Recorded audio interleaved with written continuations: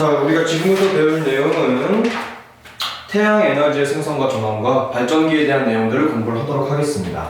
자, 여기는 사실 내용이 좀 짧아요. 많지는 않고, 태양 에너지 자체는 내용이 많지는 않고, 뒤에 나오는 발전기 혹은 연료 전지에 대한 내용이 조금 더 어렵기 때문에 여기 좀 빠르게 넘어가 보도록 하겠습니다. 자, 우선 우리가 이 태양 에너지라는 것에 대해서 공부하기에 앞서는 우리가 1단원에 배웠던 거에 대한 내용을 조금 더 가지고 와야 되는 게 있어요. 뭐냐면은 대부분의 별 혹은 항성이라고 하는 친구들은 핵융합 반응을 합니다.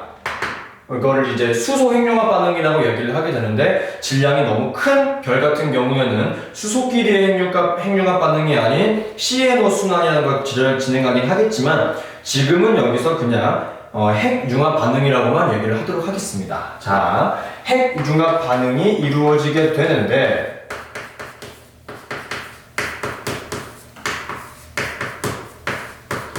자, 이 핵융합 반응은 어떤 식으로 이루어지는지부터 공부를 해보자면, 수소 원자 핵이 4개가 뭉쳐져서 하나의 헬륨 원자핵을 만들어내는 것입니다.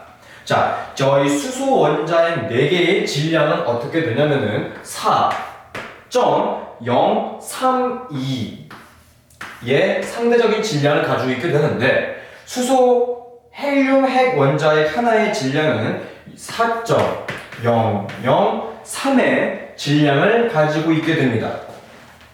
자, 지금 이렇게 보면은 질량이 조금 줄어들었죠? 질량이 감소했습니다. 이렇게 질량이 감소한 만큼 에너지로 전환이 되는 것이겠지. 이 감소한 만큼의 질량으로 에너지로 전환이 된다. 이것을 우리가 그 위대한 아인슈타인님께서 어떻게 말씀을 하셨냐? 에너지는 mc 제곱으로 이야기를 했다라는 것으로 알아두시면 되겠고, 이렇게 질량이 감소한 만큼 에너지로 전환되는 것을 지칭하는 단어가 있어요. 그 단어가 바로 질량 결손이라고 우리는 부르게 됩니다.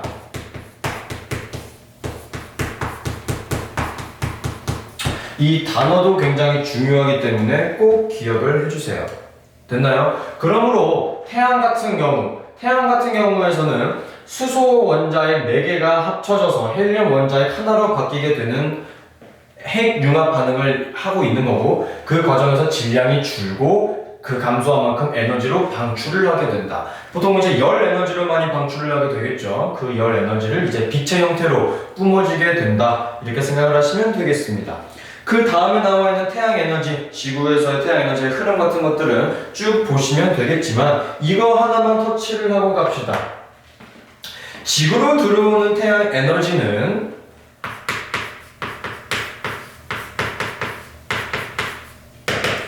적도 부분에서 가장 많이 들어오게 되고, 극지방 부분에서는 가장 적게 들어오게 됩니다. 그래서 에너지 불균형이 형성이 되는 것이겠죠. 그러므로 이 에너지 불균형을 해소시키기 위해서 대기대순환과 해수의 표층순환으로 해소를 하게 된다는 것도 꼭 기억을 해주셔야 되는 부분이겠고, 이 다음으로 등장하는 부분이 바로 탄소의 순환입니다.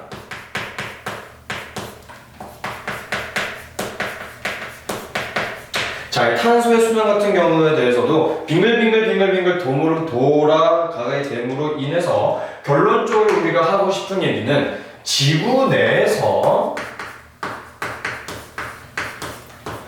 탄소의 양은 일정하게 유지된다라는 내용도 굉장히 중요합니다. 또한 이 태양 에너지도 빙글빙글 순환을 하게 돼요. 왜? 대기 대순환과 해수의 표층 순환을 통하여 빙글빙글 순환을 하게 됩니다. 그래서 결론적으로는 어떠한 결론에 도달하게 되느냐? 자, 적도의 에너지가 남고 극지방한 에너지가 부족한 것을 대기대순환과 표층순환으로 해소를 한다 그랬죠. 그래서 결론적으로 지구 내부의 태양 에너지의 양은 일정하게 유지된다.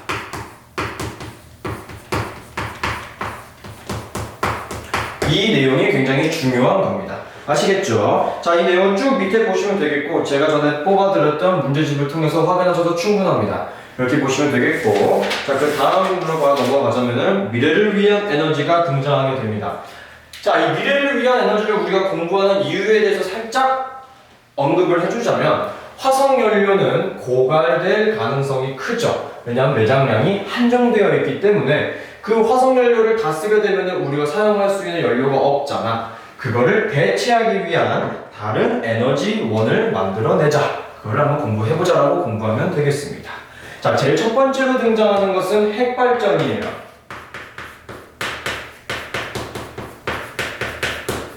자, 핵발전 같은 경우는 원자핵이 분열할 때 생성되는 열 에너지를 이용한다라고 보시면 될 것 같아요. 즉, 핵 분열을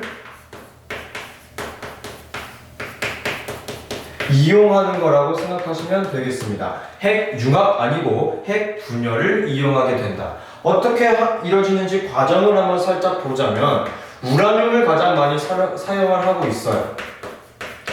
이 우라늄에 중성자를 던져줍니다. 부딪히게 하는 거예요.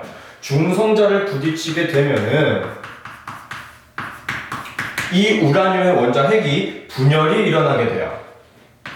즉 쪼개진다라는 소리겠지. 핵 분열. 근데 이 핵 분열을 하는 과정에서 굉장히 많은 방사능이라든지 혹은 위험하게 폭발이 일어날 수도 있어요. 그래서 그 핵 분열을 조금 완화시키고자 사용되는 것이 바로 감속제입니다. 감속제를 사용하게 되어서 핵 분열을 조금 더 완만하게 하게 되는 것이고, 이 과정에서 생성된 열 에너지를 이용하여 우리가 어떻게 하는 겁니다? 물을 끓여요. 물을 끓이게 되면 생성된 증기 혹은 수증기를 이용하여 터빈을 돌리게 되는 것이겠죠.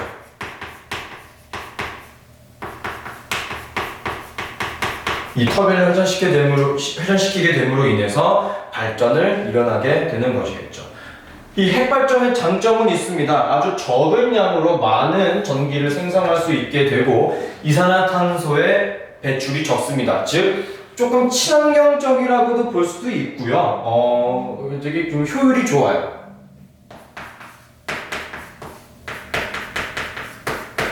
하지만 크나큰 단점이 존재하지. 뭡니까?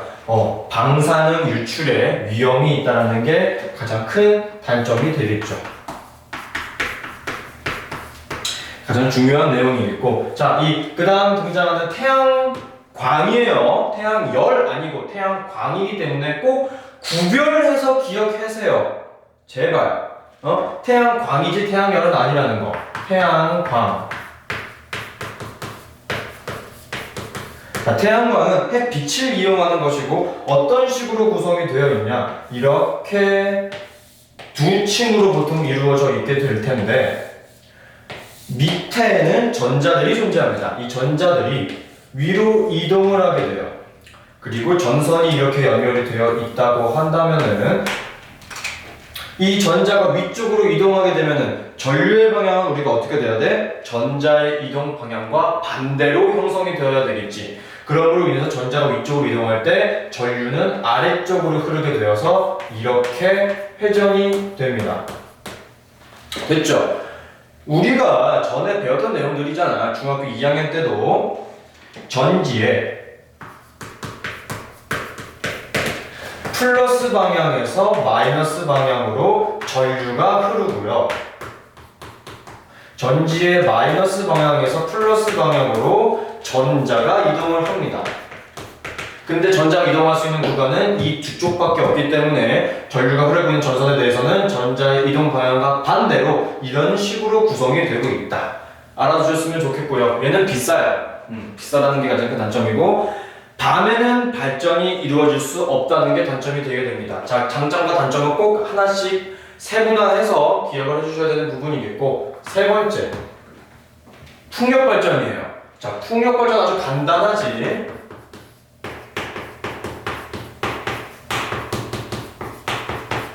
자, 풍력발전은 하나만 기억하면 되겠죠. 바람의 역학적 에너지를 이용하여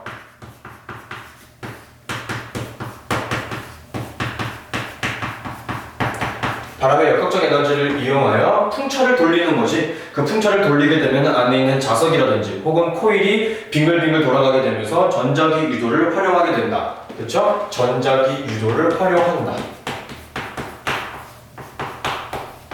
이용하게 되어서 전류가 생성된다.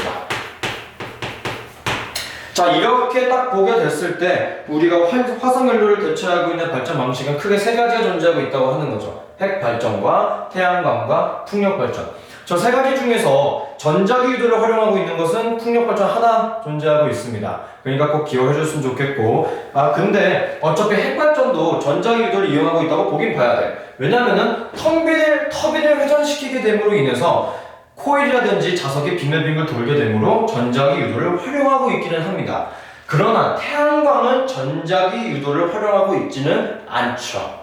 그래서 만약에 응용 문제가 나온다고 한다면은 전자기 유도를 활용하는 것은 핵발전과 태양광 두 가지로 우리가 활용하고 있다. 이렇게 알아두시면 좋겠습니다.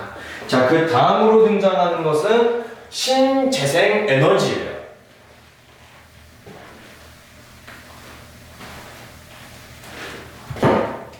신재생 에너지.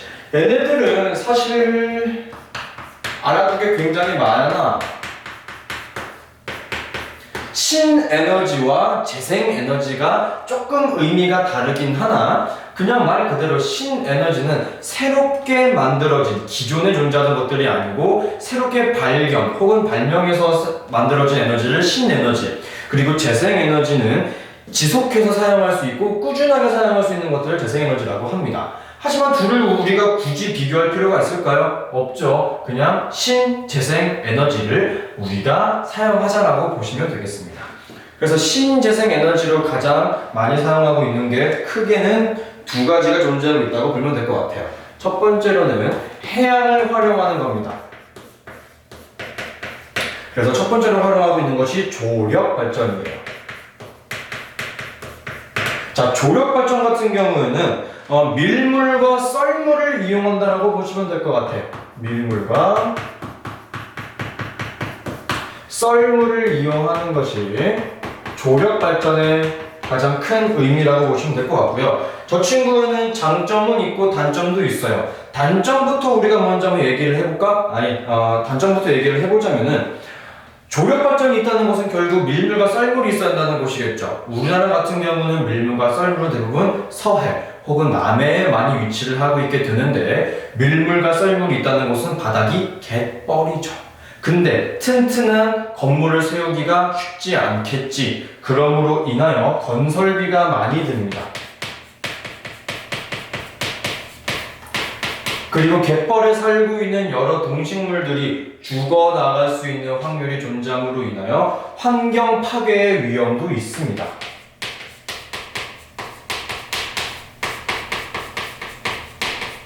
하지만 그거랑 극명하게 드러나는 장점도 존재해요. 뭐냐면은 밀물과 썰물은 반드시 대한민국 기준으로 하루에 2번씩 일어납니다. 밀물 2번, 2번, 썰물 2번. 그러므로 인해서 비교적 저렴하기도 하고요. 발전량을 예측할 수가 있다는 게 가장 큰 장점이 될 수 있어요.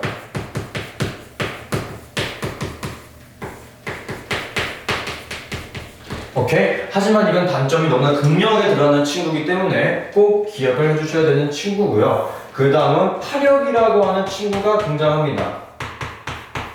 자, 파력은 파도를 이용하는 것인데, 파도, 즉 물살로 직접적으로 터빈을 돌리는 것은 아니에요. 가장 중요한 것이 뭐냐면은 파도에 의한 공기의 이동 으로 터빈을 돌리는 겁니다. 공기가 싹 들어오게 되면은 공기의 압력으로 인하여 터빈이 돌아가고, 빠져나갈 때도 마찬가지로 그런 식으로 발전을 하는 것이 파력 발전입니다. 이 친구에 대한 단점에 대해서는 관리가 굉장히 어려워요. 왜냐하면 파도가 계속 치기도 하고요. 태풍의 위험도 있기 때문에 관리가 굉장히 어렵다는 게 단점이 됩니다. 관리가 어렵다. 그리고 파도에 노출되기 때문에 내구성이 아쉽다라는 내용도 존재하게 되겠고, 또 기후나 파도에 의해 발전량 예측이 어렵다는 게 큰 단점을 꼽히기도 합니다. 그러나 장점으로는 연료비가 들지 않아요. 또한 장점이 소규모 발전이 가능하다. 조그맣게 파도만 칠 수 있는 곳이면 어디든 지을 수 있기 때문에 꽤 큰 장점으로 우리가 생각할 수도 있습니다. 자, 그 다음으로 등장하는 것은 바로 연료전지. 이게 좀 어려울 겁니다. 연료전지. 근데 그렇게 크게 어렵진 않아요. 간단하게만 생각을 해보면 됩니다. 이쪽 한 칸이 존재할 거고 두 번째 칸이 가운데 이렇게 끼게 되게 되고요. 제일 마지막에는 이러한 층이 존재합니다. 자, 첫 번째, 파란색 층에서는 어떠한 일이 벌어지고 있게 되는 것이냐? 수소를 계속해서 주입해 줍니다. 여기에 수소가 계속해서 들어가게 된다. 자, 여기서는 어떠한 일이 발생되고 있느냐? 첫 번째, 파란색 층에서는 수소가 산화합니다. 뭐가 어떻게 된다고? 수소 산화. 그럼 가운데 전해질이라고 하는 곳을 거치게 되면서 수소가 오른쪽으로 이동을 하게 됩니다. 그리고 위쪽으로는 산소를 우리가 주입을 해줘요. 그러면은 산화된 수소와 산소가 결합하게 되면서 물을 생성을 합니다. 즉, 이쪽 부분에서는 무엇을 한다? 환원을 한다라고 볼 수가 있겠죠. 그 과정에서 생성된 에너지를 이용하여 전지를 만들어내는 것, 즉 전류가 생성이 됩니다. 그래서 마지막으로는 무엇을 내뿜게 되느냐? 물을 내뿜게 됩니다. 자, 이 연료전지 같은 경우에는 장점도 있고 단점도 많아요. 효율도 굉장히 높고요. 물을 내뿜기 때문에 굉장히 친환경적입니다. 친환경적이다.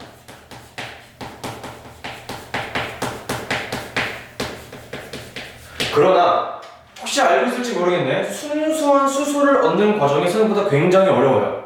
굉장히 어려워요. 수소 생산하기 위해 만들어야 되는 공장이라든지 그런 충전을 해줘야 되는 곳에 그 기초 비용이 더 많이 들어. 즉, 수소 생산에